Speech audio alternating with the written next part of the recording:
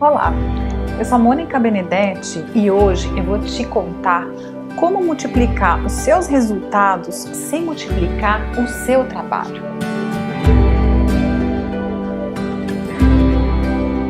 Você sente que trabalha, mas os resultados estão bem abaixo do que você gostaria? Você tem aquela sensação de que está remando o barco sozinha, tendo o tempo todo que comandar e pensar em todos os detalhes do seu negócio, resolver todos os problemas sozinha, não tem a quem recorrer. Você se sente exausta e com a mente cansada e chega em casa e sente que não sobrou nenhuma gota de energia para mais nada. Bom, se você se identificou é porque provavelmente você está remando sim o barco sozinha, que é o seu negócio. E se você tem sócios e está tendo essa mesma sensação de estar sozinha, de estar sobrecarregada e sem resultados, isso acontece porque você provavelmente está tendo muitas dificuldades com as pessoas. E a consequência disso é que essa situação vai te impedir completamente de ter a ajuda necessária para multiplicar os seus resultados.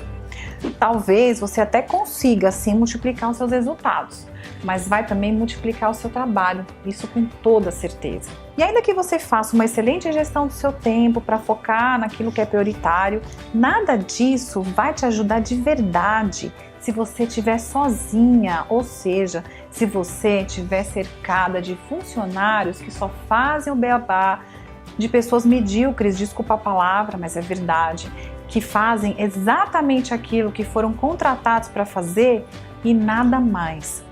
E também tem aquele funcionário que para você manter na empresa precisa se adequar às necessidades dele, fazer de tudo, fazer um esforço danado para que ele permaneça e se enquadre nos padrões da sua empresa.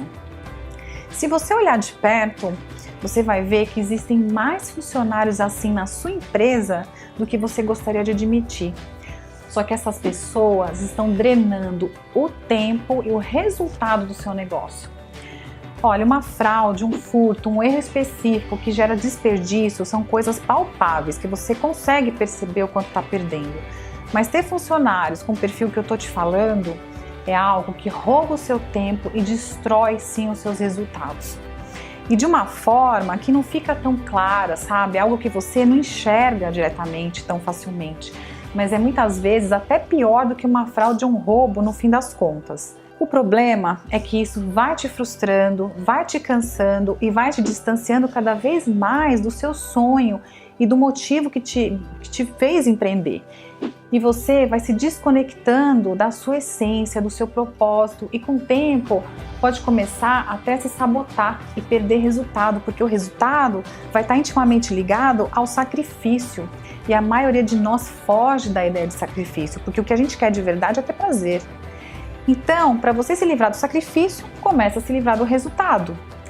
Você percebeu o problema? Eu mesma já quebrei muito a cabeça com isso. Já me frustrei, já tive vontade de desistir em alguns momentos sim, alguns momentos mais críticos. Mas finalmente hoje eu tenho muito menos dores de cabeça com relação às pessoas. E eu vou compartilhar com você uma solução baseada no que eu aprendi, experimentando, buscando conhecimentos fora sim, testando, acertando, errando ao longo de todos esses anos de empreendedorismo. E a resposta é simples, só que nem tanto. Se eu fosse resumir em duas coisas, seria: primeiro, ter as pessoas certas no lugar certo do seu lado. E segundo, saber fazer gestão. E hoje eu vou falar um pouco sobre as pessoas certas, até porque gestão a gente faz com as pessoas. Eu sei que isso parece um clichê, essa história de ter as pessoas certas no lugar certo, até porque todo mundo fala sobre isso. Só que ninguém diz como exatamente você faz para ter as pessoas certas do seu lado. E além disso, muitas vezes você nem sequer sabe quem é a pessoa certa, não é verdade? Eu mesma já me deparei diversas vezes com essa dúvida, de não saber exatamente quem é a pessoa certa. E afinal, quem é a pessoa certa? Primeiro, é aquela que tem o perfil adequado ao cargo. E você pode descobrir pela aplicação de ferramentas específicas de análise de perfil, tá? Aquelas chamadas de assessment, você já deve ter ouvido falar. Você não vai contratar um vendedor, por exemplo, que não gosta de se comunicar. E por isso essa ferramenta é tão importante e você deve lançar mão dela sim. Segundo, é aquela pessoa que, além de ter os conhecimentos técnicos que você deseja que ela tenha, claro, e além do perfil para o cargo, é aquela que também tenha os valores que você deseja que ela tenha para fluir sem grandes esforços e fazer realmente a diferença no seu negócio. Ou seja, ela precisa se enquadrar na cultura da sua empresa. Por isso que é fundamental que você faça análise da cultura da sua empresa. E as entrevistas todas devem ser orientadas para os valores que formam essa cultura. Só que você provavelmente nem sabe objetivamente qual é a cultura da sua empresa, não é mesmo? Porque, obviamente, nunca parou para pensar sobre isso, as pessoas não falam muito sobre isso. E a verdade é que ninguém tem uma lista disso. Mas você vai precisar olhar para essa questão. E é muito importante que a pessoa a ser contratada sinta identificação com o ambiente do seu negócio. E no processo seletivo ou durante o período de experiência, ela precisa vivenciar de alguma forma esses valores. Por exemplo, se a sua empresa tem um modelo mais tradicional, em que as regras de horários, por exemplo, são super rígidas, você pode até contratar uma pessoa muito criativa, muito inovadora, mas se ela não for muito adepta a observar horários, se ela chegar constantemente atrasada, ainda que trabalhe bem, que entregue resultado, a contratação dela vai causar conflito com o resto da sua equipe.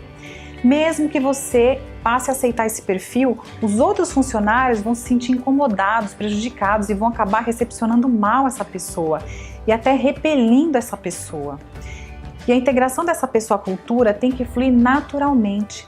E um grande erro das empresárias e dos empresários também é contratar um funcionário e depois fazer um esforço enorme para que ele se enquadre nos padrões da empresa. E quando se trata de cultura, tem que haver aderência, gente. De alguma forma, ele vai acabar se desligando ou sendo desligado por você e você vai ter que ter todo o trabalho, desgaste de contratar, de treinar novamente, terá que dispor de mais recursos, fora o tempo desperdiçado. Isso é muito frustrante. Por isso, é muito importante que você tenha o conhecimento claro sobre qual é a cultura vigente na sua empresa. Na minha visão, existe uma deficiência bem grande no mercado para os processos seletivos, porque a cultura da empresa muitas vezes não é considerada. E outro ponto desfavorável também é a falta de tempo para se fazer um processo seletivo bem feito. E muitas vezes precisamos de alguém até com urgência, porque isso acontece, só que isso é um problema, tá? A gente tem que evitar ao máximo. Numa situação como essa, a gente está muito mais propensa a errar, porque o candidato pode representar um papel. E hoje em dia, as pessoas, de modo geral, estão muito bem treinadas para uma entrevista e não temos tempo suficiente para perceber isso. Então, um processo de seleção de trainee numa empresa de grande porte, por exemplo, leva de 6 a 10 meses e contém várias etapas, que é justamente para o candidato poder vivenciar situações diferentes de pressão, de desafios, e uma boa atuação não sobrevive por tanto tempo. Só que, se para as grandes empresas que podem ficar fazendo até 10 etapas de seleção já é difícil, imagine para as pequenas. Isso quer dizer que você vai errar.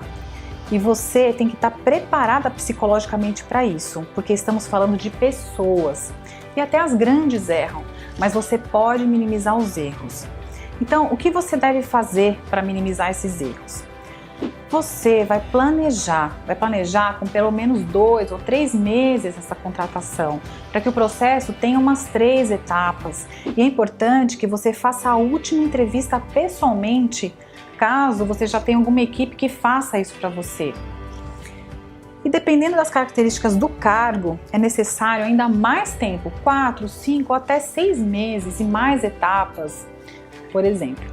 Terceiro, a pessoa certa também é aquela que tem um perfil que alguns chamam de empreendedor ou intraempreendedor.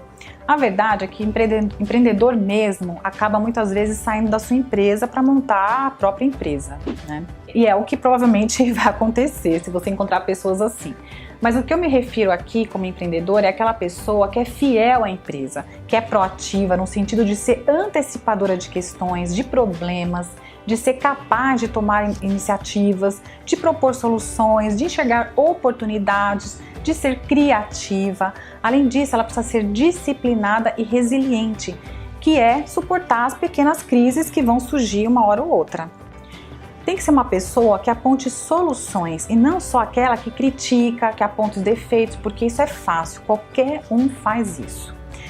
De alguma forma, você precisa aprender a identificar isso nas pessoas, em atitudes, no processo seletivo ou no período de experiência.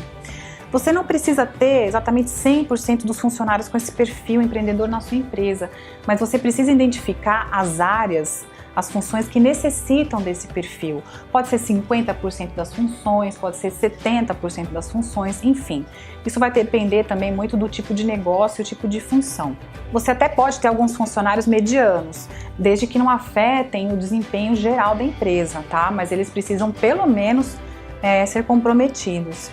Agora, aqueles funcionários que trabalham contra o seu negócio, as chamadas maçãs podres e aqueles que são fracos porque não conseguem ou não querem desenvolver habilidades, tá? E você percebe isso, esses precisam ser retirados da sua empresa o mais rápido possível.